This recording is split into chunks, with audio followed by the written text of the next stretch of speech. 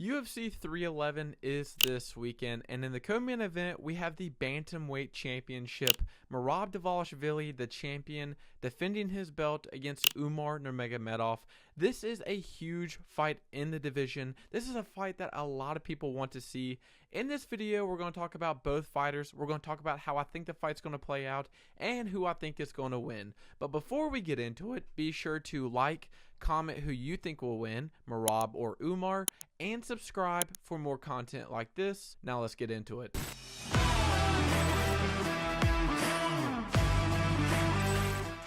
In the co-main event, we have a great fight. Merab Dvalishvili taking on Umar Nurmagomedov. Even if you are a casual, you will love this fight. Unless you truly hate grappling, this is a fun fight. This brings a lot of question to us hardcore MMA fans, right? You have Merab Dvalishvili, this guy who is known as the Machine, because his stamina is insane. He has relentless pressure and just overwhelms you with takedowns, getting in your face, throwing wild punches that don't look good at all, but he's in your face and it just looks like a lot, right? It's confusing. It's overwhelming, right?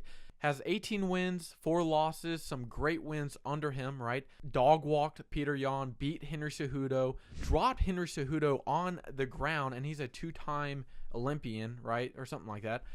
Beat Sean O'Malley, beat Jose Aldo. Merab is this guy who wins in a weird way where it feels like it's like the Dricus du Plessis way in a way, where it's like he's not really great at anything or like at one thing, but he's like kind of good at everything, right? He has this relentless pressure. He doesn't really have power, but it's the overwhelming volume that's just tiring, right? And he's taking on this guy that I truly think is his kryptonite, Umar Nurmagomedov, who is 18-0. His one ranked win is against Corey Sandhagen, which he dog walked, right? But this fight really tells. Merab Dvalishvili, the overwhelming pressure, versus Umar Nurmagomedov, this dynamic striker with great jiu-jitsu, good takedown defense, and he's from the Dagestani fighting family, right? Nurmagomedovs, right? This is a weird fight because it feels like, oh, it should just easily go to Umar. Umar should easily beat Merab because Merab, you know, he doesn't have great control. He has good takedowns, but they're not good controlling takedowns. He doesn't have good striking, and his submission game ain't that great. Umar should dog walk him. But for some reason, every time Merab is in the cage, nobody can figure him out. Nobody can just stop him. Not Henry Cejudo, who's this Mr. Olympian. Not Sean O'Malley, who has this great striking. Not even Peter Yan, who's just known as the dog, can stop him. So the question comes, can Umar Nurmagomedov prevent the overwhelming pressure, the overwhelming stamina, the force of Merab? Or can Merab figure out Umar's dynamic striking and prevent the slip-ups in the technique, right? And what I mean by that is Umar is this fighter who just can capitalize on anything at any moment, and that's why he's so good, right? On Corey Sandhagen, he's beating him with the jab because he's concerned about the clinch. He's killing him with leg kicks because he's so worried about getting his hands low, so his feet are just getting hit, right? This is a great fight between two bantamweight fighters. I'm leaning towards Umar Nurmagomedov, but it could go either way. The key factors for this fight for Merab is relentless pressure, avoid submissions, and neutralize the kicks. Merab has to drown Umar in volume and pace to win. He's not going to be able to win this fight by outstriking or just holding down Umar. You're not going to be able to hold down a Nurmagomedov. That's just not a thing. It doesn't happen, right? He has to avoid submissions when he is taking Umar down, right? Umar has a dangerous guillotine and can attack off his back. Umar is this guy that literally can beat you anywhere. This is why this is such a good kryptonite to Merab, right? This is why Sean O'Malley just has good striking and his jiu-jitsu is pretty good, but his takedown defense isn't all that great, what we found out, right? He was too worried about the wrestling, so he was just getting beat up and then just getting put on his ass, right? Henry Cejudo had some good moments, but then he's just getting put on his back foot and he's not counter-striking good enough to win. The closest fight Merab has had, or he should have lost, was against Jose Aldo, and that was because Jose Aldo would attack the legs, push Merab against the fence, and go for the nasty clinch strikes, right? Elbows, knees, stuff like that. But somehow Merab won a split decision in that fight. No, it was a unanimous decision win against Jose Aldo. Either way, Merab has to neutralize the kicks, right?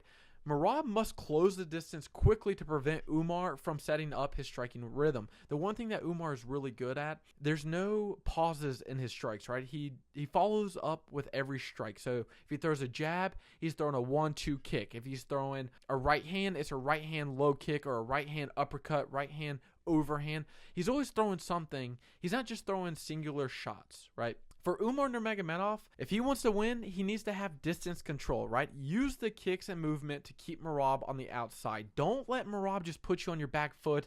Then you're using the cage to kind of win the fight for you, and you can't do that. You have to establish the middle ground, the middle of the octagon, and have distance control, right? Do the Izzy shit.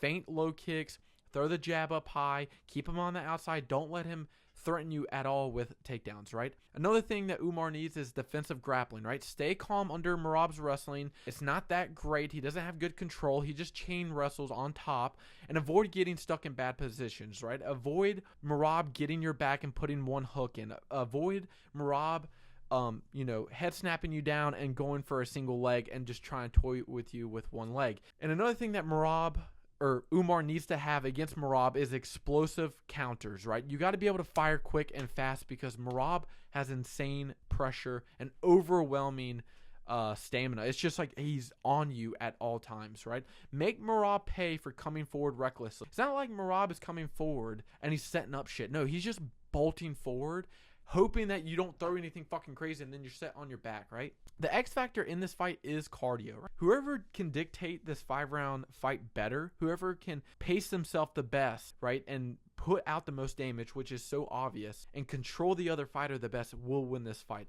For everything that has been said right here, I am going with Umar Nurmagomedov. I know there isn't much tape on Umar Nurmagomedov, and I'm kind of just going with his last name and his one ranked win against Corey Sandhagen.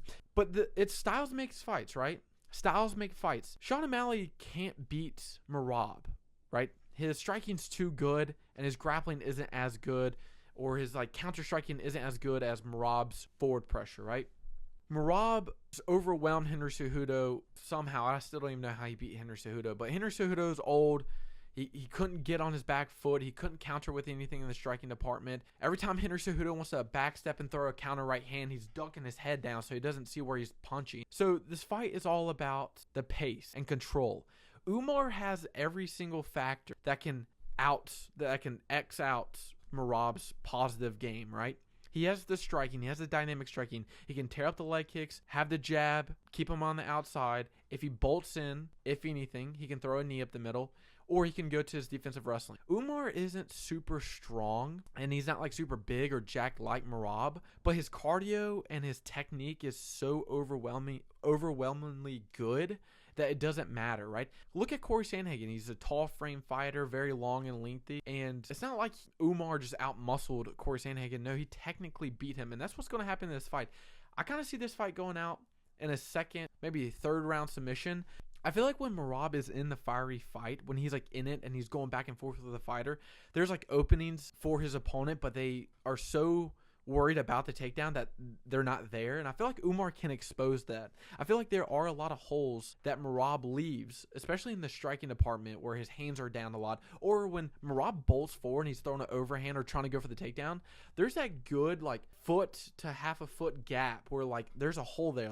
You can land a knee or uppercut or initiate a takedown or a defensive takedown back, right? Do something. And I think Umar can capitalize that. Umar is really good at capitalizing on the little mistakes that his opponents create. And I think that's what Merab will do. I think a second or third round submission will happen. I think we could see Merab getting submitted, which is crazy to say because he trains out of New York with Matt Serra and Ray Longo. So it doesn't seem likely that he would get submitted. It's like Aljamain getting submitted, but I do feel like he will create a mistake. It could be in the striking, but I don't see Umar knocking out Merab. But I do think Merab will create a mistake, and Umar will capitalize on that and finish Merab Dvalishvili. But what do you think? Does Merab's pressure and cardio get the job done, or does Umar become the next champion, and we're now writing a story about Umar Nurmagomedov being a champion alongside with Islam Makhachev? Let me know what you think. Please be sure to comment, and subscribe. See you in the next video.